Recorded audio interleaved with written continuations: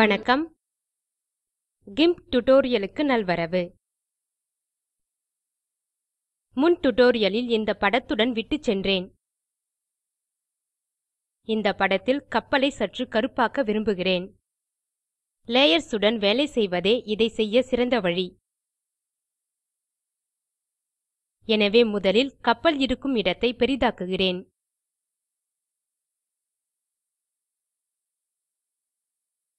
புது லேயரை சேர்ப்பதற்கான ஆப்ஷன் ஐ சொடுக்கி ஒரு புது லேயரை சேர்க்கிறேன். இந்த லேயரை ஷிப் என்கிறேன். லேயர் ஃபில் டைப் க்கு டிரான்ஸ்பரன்சி ஐ தேர்கிறேன். இப்போது அடுத்த படி 3 கலர் சேனல்களின் பிரகாசத்தை குறைப்பது. அதற்கு மல்ட்டிப்ளை மோடு ஐ பயன்படுத்த வேண்டும். இம்முறை இங்கே மற்ற நிறங்களுடன் பெருக்க கிரே நிறத்தை பயன்படுத்துகிறேன். ஏனெனில் இது படத்தில் கப்பல் கருப்பாக உதவுகிறது. எனவே கலர் செலக்ஷன் மோடு ன் ஆப்ஷன் க்கு சென்று ஸ்லைடரை கீழே இழுப்பதன் மூலம் நல்ல கிரே நிற சாயல் பெறும் வரை கிரே நிறத்தின் மதிப்பை குறைக்கவும்.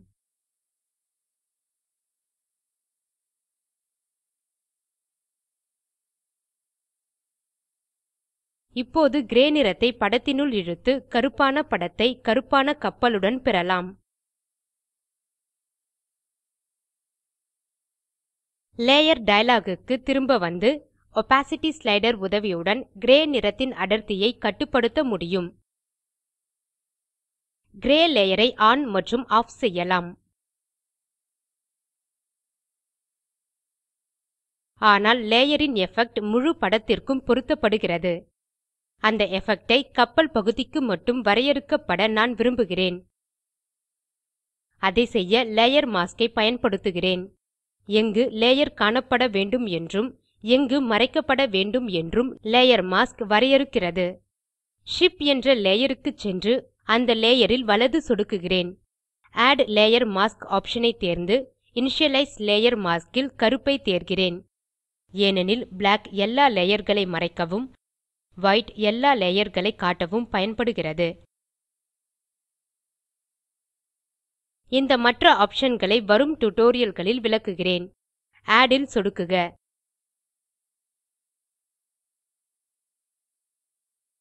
லேயரில் எந்த எஃபெக்ட் உம் இல்லை என காண்கிறோம். லேயரை ஆன் மற்றும் ஆஃப் செய்கிறேன். ஆனால் லேயர் மாஸ்க் ஐ சேர்த்த பிறகு எந்த எஃபெக்ட் உம் இல்லை. ஆனால் லேயர் மாஸ்க் னுள் வரைய முடியும் அல்லது மற்ற எடிட் டூல்களை பயன்படுத்த முடியும்.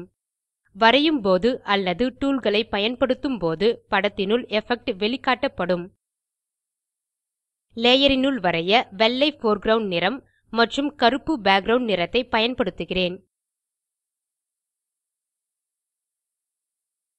பிரஷ் டூல் ல் சொடுக்கி ஆப்ஷன் டயலாக் சென்று சர்க்கிள் 19 பிக்ஸல்ஸ் கொண்ட பிரஷ் ஐ தேர்க.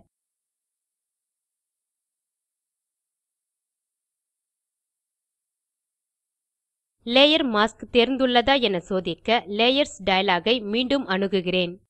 ஏனெனில் லேயர் மாஸ்க் ஐ வரைய வேண்டும். லேயர் ஐ அல்ல. எஃபெக்ட் ஐ காட்டுகிறேன். லேயர் மோடு ஐ நார்மல் லேயர் மோடு க்கு மாற்றுகிறேன். காண்பது போல படத்தில் முன் லேயர் மறைக்கப்படுகிறது. இங்கே பிரஷ் ஐ தேர்ந்து கப்பல் பகுதி மேலே வரைய ஆரம்பிக்கிறேன். கிரே லேயர் வெளிக்காட்டப்படுவதை காணலாம்.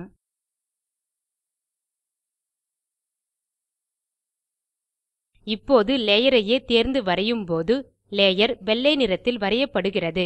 கிரே ல் அல்ல.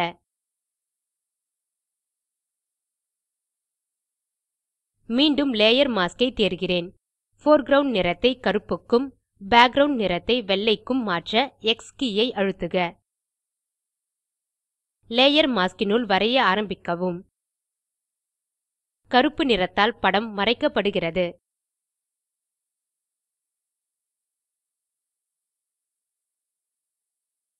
Ctrl Z ஐ அழுத்தி தேவையில்லா எஃபெக்ட்ஸ் ஐ உண்டோ செய்யலாம்.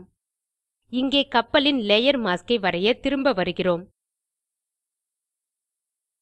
இப்போது பேக்கிரவுண்ட் நிறத்தை கருப்பாகவும் போர்க்ரவுண்ட் நிறத்தை வெள்ளையாகவும் மாற்றி கப்பலின் வடிவத்தை நிரப்ப ஆரம்பிக்கலாம்.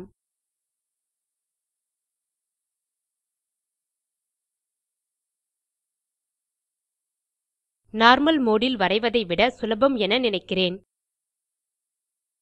நார்மல் மோடு ல் வரைந்த பிறகு கிரே கப்பலை பெறுவதால் மல்ட்டிப்ளை லேயர் மோடு ஐ விட பேக்கிரவுண்ட் ல் இருந்து வேறுபடுத்துவது சுலபம்.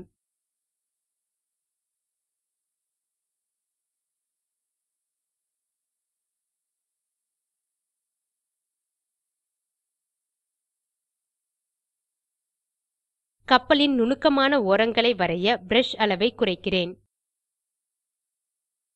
3 வெவ்வேறு முறைகளில் சிறிய பிரஷ் ஐ தேர்வு செய்யலாம்.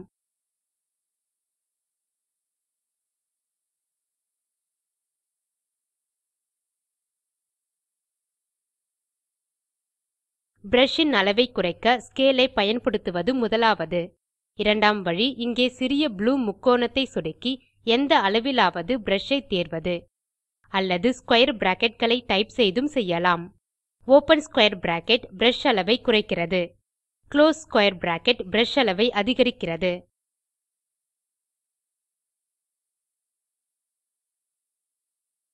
விவரங்களுக்கு சிறிய பிரஷ் ஐ பயன்படுத்த விரும்புவதால் ஓப்பன் ஸ்க்வேர் பிராக்கெட் ஐ அழுத்துகிறேன்.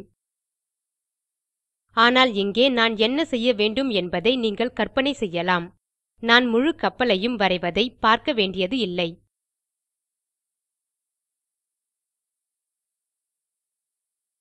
இப்போது கிரே லேயர் உடன் முழு கப்பலையும் வரைந்து முடித்து விட்டேன். ஓரங்களில் அதிகமாக வரைந்திருக்கும் இடங்களை நான் சோதிக்க வேண்டும். எனவே லேயர் மோடு ஐ மல்ட்டிப்ளை மோடு க்கு மாற்றி ஒபாசிட்டி ஸ்லைடர் ஐ சற்று குறைக்கவும். படத்தில் கருப்பான கப்பல் பெறும் வகையில் ஒபாசிட்டி ஸ்லைடர் ஐ சரிசெய்யவும். நான் நல்ல வேலையை செய்துள்ளேன். ஆனால் கப்பலுக்கு முன் உள்ள ஆர்ச்சின் மேற்பரப்பால் நான் சந்தோஷமாக இல்லை. இதை சற்று பிரகாசமாக்க வேண்டும். எனவே எக்ஸ் கே ஐ அழுத்தி போர்க்ரவுண்ட் நிறத்தை கருப்புக்கு மாற்றுகிறேன். கப்பலை விட கருமையை சற்று குறைக்க கருப்பு நிறம் மூலம் கப்பலுக்கு முன் உள்ள ஆர்ச்சின் மேற்பரப்பினுள் வரைய ஆரம்பிக்கிறேன்.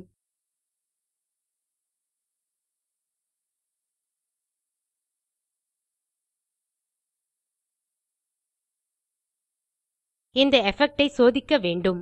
படத்தில் வேலை செய்வதை முடித்தவுடன் அதற்கேற்றாற்போல மாற்றங்களை செய்க. இப்போது நான் செய்த வேலையை சோதிக்கலாம். ஜூம் மோடு ஐ பயன்படுத்தி படத்தை பெரிதாக்குகிறேன். ஒபாசிட்டி ஸ்லைடர் ஐ இழுப்பதன் மூலம் கப்பலை சற்று கருமையாகவும் பிரகாசமாகவும் மாற்ற முடியும். இது நன்றாக உள்ளது என நினைக்கிறேன். லேயர் ஐ மாஸ்க் செய்வதன் மூலம் நல்ல வேலையை செய்துள்ளேன். ஆனால் கப்பலின் நிறம் சற்று மங்கலாக உள்ளது என நினைக்கிறேன். இதற்கு வாய்ப்புள்ளது. ஏனெனில் கலர் கரக்ஷன் லேயர்களுக்கு மேலே ஷிப் லேயர் உள்ளது. அவை ஷிப் லேயர் க்கு முன்னர் வேலை செய்கின்றன. எனவே கலர் கரக்ஷன் லேயர்களுக்கு கீழே ஷிப் லேயர் ஐ இழுக்கிறேன். மாற்றத்தை காணலாம். இப்போது கப்பலின் நிறம் நடுநிலையாக உள்ளது. இப்போது முழு படத்தையும் பார்க்கிறேன். அதற்கு shortcut K Shift Ctrl E. இது பேக்கிரவுண்ட் நிறம். பறவைகள் மற்றும் கப்பல் இடையே மிகவும் நல்ல சமநிலையை கொண்டது என நினைக்கிறேன். கப்பலின் அடர்த்தியை குறைக்க வேண்டும் என நினைக்கிறேன். இப்போது நன்றாக உள்ளது.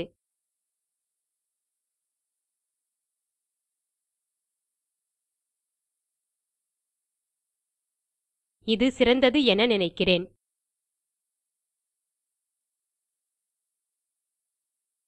கருமை இல்லாமல் படத்தை ஒப்பிடும்போது ஷிப் லேயர், பறவைகள் மற்றும் கப்பல் ஷிப் லேயர் ல் மிகவும் கருமையாக உள்ளது. இந்த படத்திற்கு லேயர் மாஸ்க் ஐ பயன்படுத்துவதன் மூலம் நல்ல முடிவை பெற்றுள்ளேன் என நினைக்கிறேன்.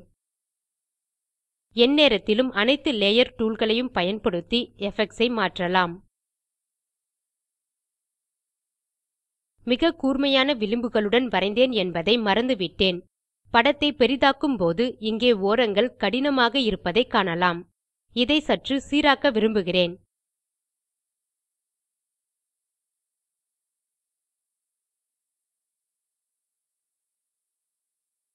ஏனெனில் இது சற்று செயற்கையாக தோன்றலாம், குறிப்பாக பனிமூட்ட பார்வையில்.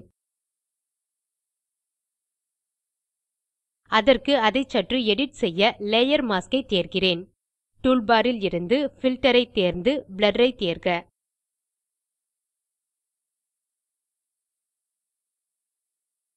பிளர் ல் காஷியன் பிளர் ஐ தேர்கிறேன். கப்பலின் அந்த பகுதிக்கு சென்று ஹாரிசன்டல் ரேடியஸ் மதிப்பை 4 என மாற்றி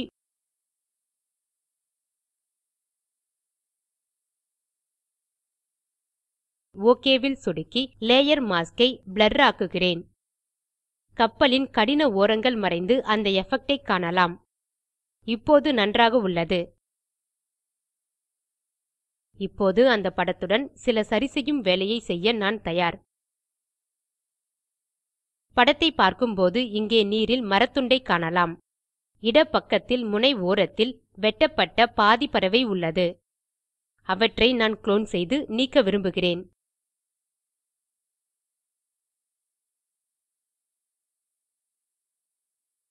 எனவே ஜூம் டூல் ஐ மீண்டும் தேர்கிறேன். மரத்துண்டு இருக்கும் இடத்தை பெரிதாக்குகிறேன்.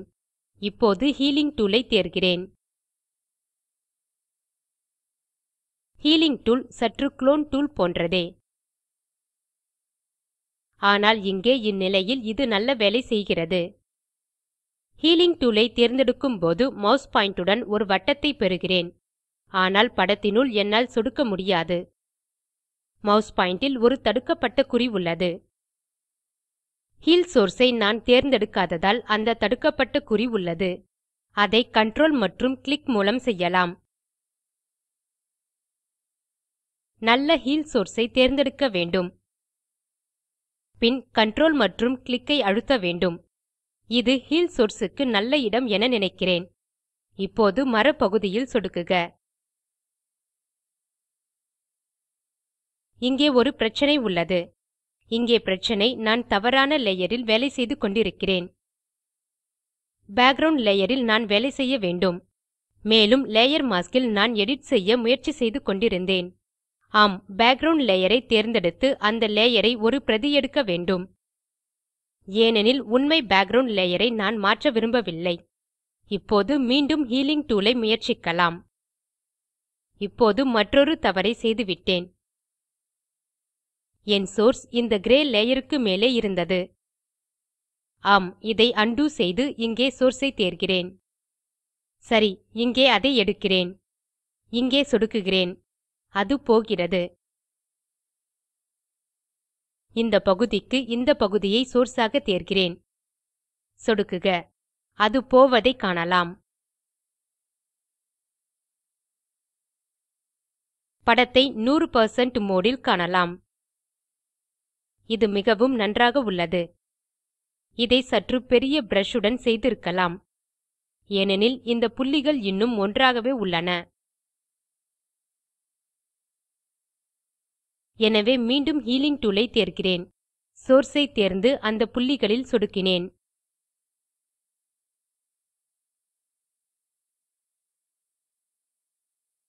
இது வேலை செய்தது என நினைக்கிறேன். இப்போது இடப்பக்கம் உள்ள இந்த பாதி வெட்டப்பட்ட பறவையை மறைக்க வேண்டும். அதற்கு மீண்டும் படத்தை இங்கே பெரிதாக்குகிறேன். குளோன் டூல் ஐ தேர்கிறேன். குளோன் டூல் ஹீலிங் டூல்ஸ் போல கடினமானது அல்ல.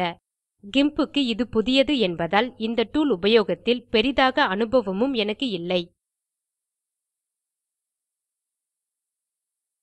எனவே ஹீலிங் டூல் போலவே அதே வழிமுறைகளை நான் கடைபிடிக்க வேண்டும்.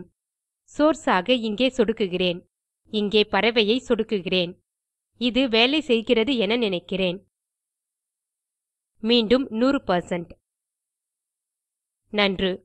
பறவை மறைந்துவிட்டது. இப்போது இந்த படம் தயார் என நினைக்கிறேன். முதலில் இந்த படத்தை சற்று பிரகாசமாக்க நினைத்தேன். இதை நான் கடைசி படியாக செய்ய நினைத்தேன். ஆனால் இப்போது இது இருக்கும்படியே அது சரியாக இருக்கிறது என நினைக்கிறேன். இதிலிருந்து போஸ்டர் ஐ பெற இந்த படத்தை அச்சடிக்க கொடுக்க விரும்புகிறேன். பிரின்டர் ஆஸ்பெக்ட் ரேஷியோ 3:2 ஐ பயன்படுத்துகிறது. இந்த படத்தின் ஆஸ்பெக்ட் ரேஷியோ 2:1. எனவே இப்போது அதை மாற்ற வேண்டும்.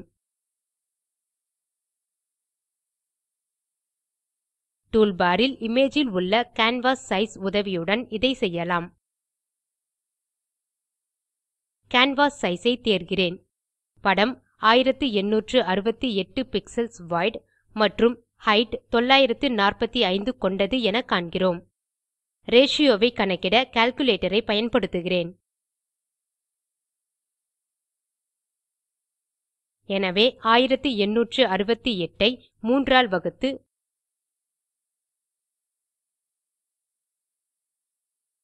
பின் 2 ஆல் பெருக்கினேன். அது 1245 ஐ கொடுக்கிறது. இங்கே இந்த சங்கிலியை விடுவிக்க வேண்டும்.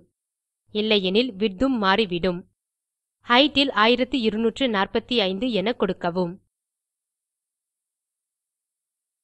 இப்போது படம் சரியாக உள்ளது. இது மேலே பொருந்தி வெள்ளை இடத்தை கீழே விடும். நான் லேயர்களை மறுஅளவாக்கவில்லை.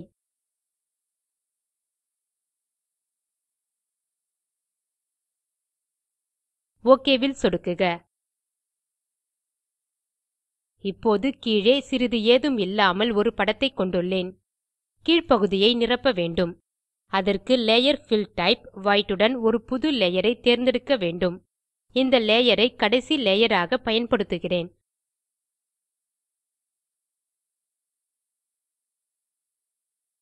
அடியில் இந்த வெள்ளை பகுதி பின் வெட்டி எடுக்கப்படும். ஆனால் பிரின்டர் க்கு குறிப்பாக இதை பயன்படுத்தலாம்.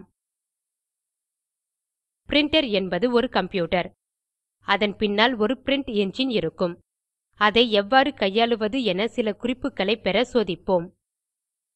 இங்கே இந்த படம் அசாதாரணமானது. இது கிட்டத்தட்ட கருப்பு வெள்ளையாகவும் அதிக கான்ட்ராஸ்ட் இல்லாதவையாகவும் உள்ளது. இங்கே முழு படத்தின் மீது ஒரு செவ்வகத்தை தேர்கிறேன்.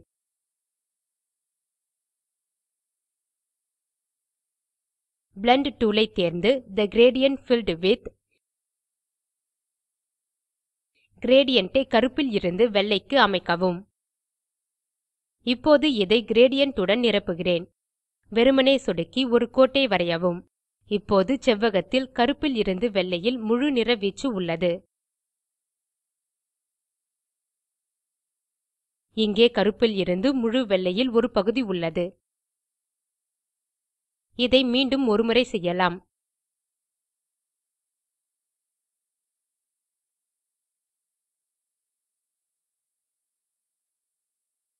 இங்கே பிளெண்ட் டூல் ஐ தேர்ந்து இம்முறை புல் சேச்சுரேஷன் என்ற ஸ்பெஷல் கிரேடியன்ட் ஐ பயன்படுத்துகிறேன். இது அனைத்து நிற வீச்சையும் கொண்டுள்ளது.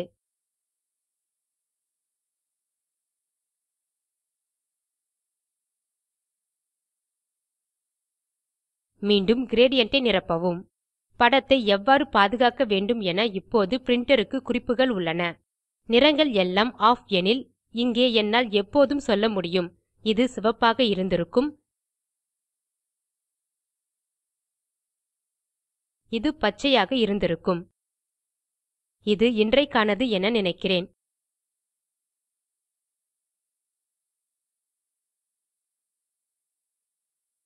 மேலும் விவரங்களுக்கு info@meetthegimp.org க்கு செல்லவும். அல்லது meetthegimp.org என்ற ப்ளாக் ல் கருத்துக்களை இடவும். அல்லது forum of tips from the top floor க்கு வரவும். உங்களுக்கு பிடித்தது, நான் இதை இன்னும் நன்றாக செய்திருக்கலாம் என தோன்றுவது, எதிர்காலத்தில் நீங்கள் பார்க்க நினைப்பது ஆகியவற்றை கூறுங்கள். இந்த டியூட்டோரியல் ஐ தமிழாக்கம் செய்து குரல் கொடுத்தது ஐஐடி பாம்பே லிருந்து பிரியா. நன்றி.